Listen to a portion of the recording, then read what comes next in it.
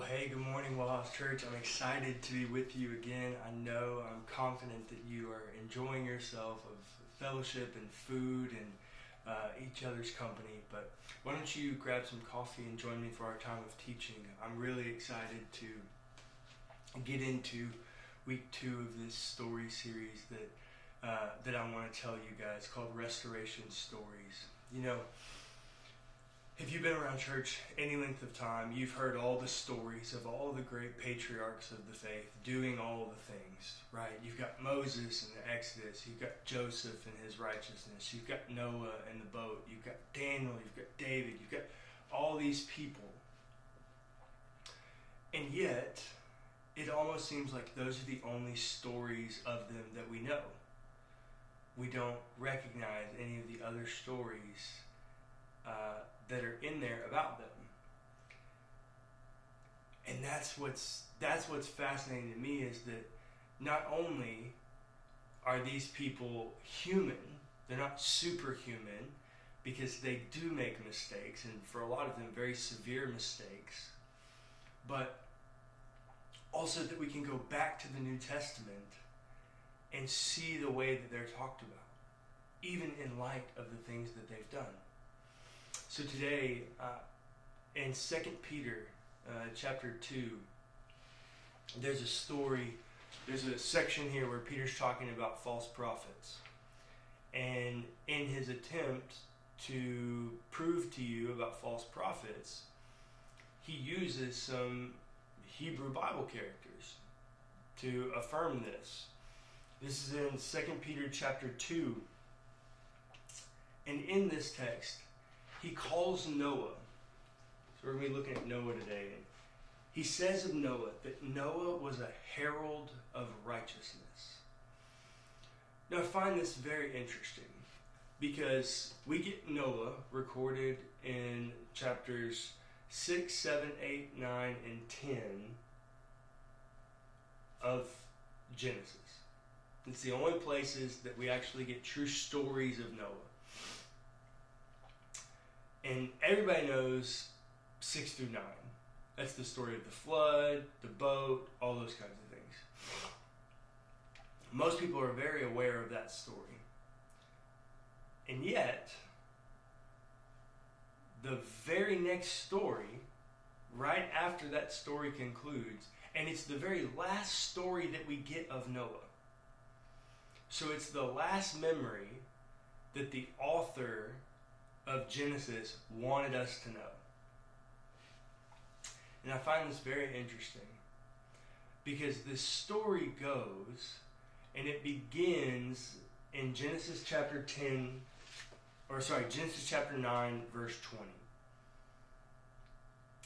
Noah, a man of the soil, was the first to plant a vineyard. I'm not so sure that's a great translation, that he was the first to plant a vineyard, or that it was the first he did when he got off the boat. I don't think the Hebrew lends me to believe that he's the very first person to ever plant a vineyard. I think the better translation is that his urgency of when he gets off the boat, he plants a vineyard. And then the text says, in verse 21, he drank some of the wine and became drunk, and he lay uncovered in his tent.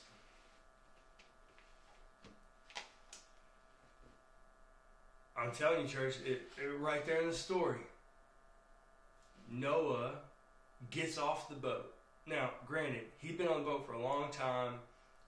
I'm sure there's some trauma that comes with being on the boat and watching where you once saw mountains disappear and everything about the world that you once knew is gone, very apocalyptic. I'm sure there's some trauma that comes with that. I'm not trying to put Noah down here. But Noah gets off the boat and he's looking for a drink. And so Noah plants a vineyard, makes some wine, drinks the wine, and the text actually says he became drunk. And then it goes and says that he lays uncovered. The only thing that I can think this is that he got so drunk that he's like scrambling and he's hot and he's taking clothes off and he lays down in his tent. Either way, this dude is severely drunk. Even according to the Bible, this dude is severely drunk. And then the story goes on that Ham, one of his sons, goes into the tent and sees his father's nakedness. And then he comes out and tells his brothers, and his brothers walk into the tent holding a blanket backwards and lay it over him. Okay, that seems like a decent story. It doesn't seem like a problem other than Noah's a drunk. Noah's a drunk. His one son found him naked. His two other brothers go and cover their father's nakedness. Doesn't seem like a big deal. Apparently it was a big deal. Not real sure about the culture here and what's going on, but the two other brothers seem to have known that it was going to be a problem because they walk into the tent backwards so that they don't see their father's nakedness. And then they cover him with a blanket. I'm a bit baffled by this story because I don't understand how this is such a heinous thing, especially when Noah's the cause of it, because he got so drunk that he chose to take his clothes off and be in a place where Ham thought it was okay to enter. That's the thing. The text doesn't lead me to believe at all that Ham thinks he's doing anything wrong. He just happens to walk into his dad's tent and sees him naked because Noah's drunk. That's the deal. I think the text is leading you to say that Noah's drunkenness is kind of at the heart of this. Well, Noah wakes up, figures out what happened, and chooses to curse his son.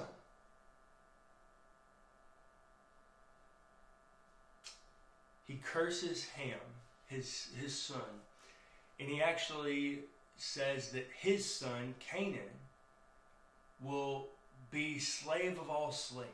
He'll be the lowest of the slaves. And he gives this really harsh curse.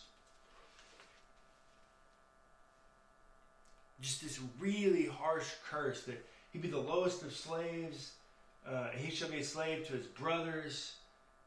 I mean, just really, really, really harsh curse on his son.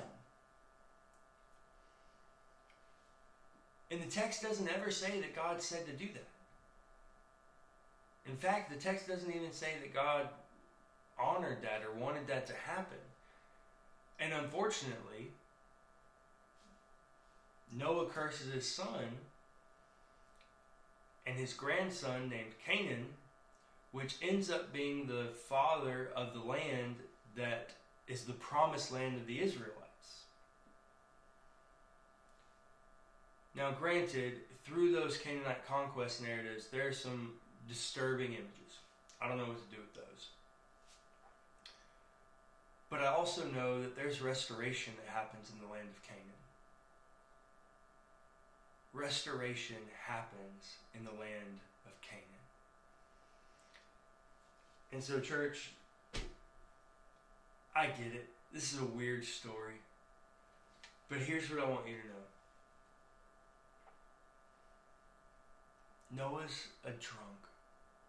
And in his drunkenness and addiction, he curses and ruins a relationship with someone close to him. And yet, in the New Testament, he can be called a herald of righteousness. Because this life, we're not supposed to be perfect.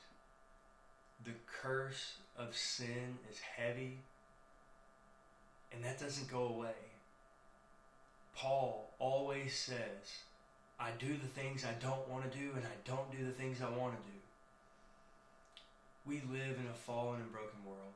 If our expectation is that we're supposed to be perfect, we've missed the mark. That's not what it's about. Noah can be called a herald of righteousness, not because of these heinous activities that he's done, but because he had a heart that pursued God.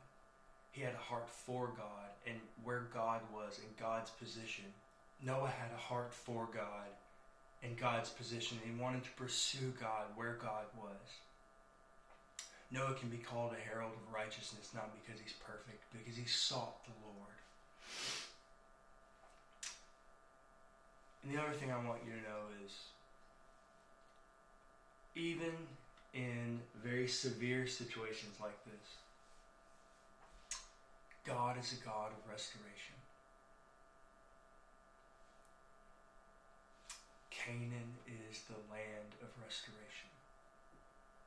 So whether you're here struggling with addiction, or whether you're here struggling to fight for relationships that you may have caused some ruin, you may have participated in these relationships falling apart, whatever it is, I want you to know this. There's restoration in the land of Canaan. There's restoration in Jesus. That this defeat, this addiction, this relationship status, this doesn't have to be the end of the story. Because restoration happens in the land of Canaan.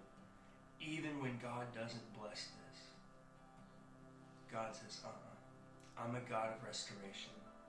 And Noah, outside of your curse, I'm going to restore the land of Canaan. I'm going to give this to my people who are going to follow me, who are going to pursue me. I'm going to restore people who are heralds of righteousness. So today, I just want to simply ask you, do you feel like you are identified or defined by your biggest mistakes or your biggest successes? Noah is defined by his biggest successes because restoration is bigger than our failures. So today, are you struggling with addiction? Are you struggling in your relationships? Are you struggling in your finances? If you're struggling, restoration is near. The land of Canaan is not far away because the person of Jesus is right here. Restoration in Jesus helps us in all these places. I don't want you to be defined by your biggest failure. I want you to be defined and identified by your biggest success of finding restoration in the person of Jesus.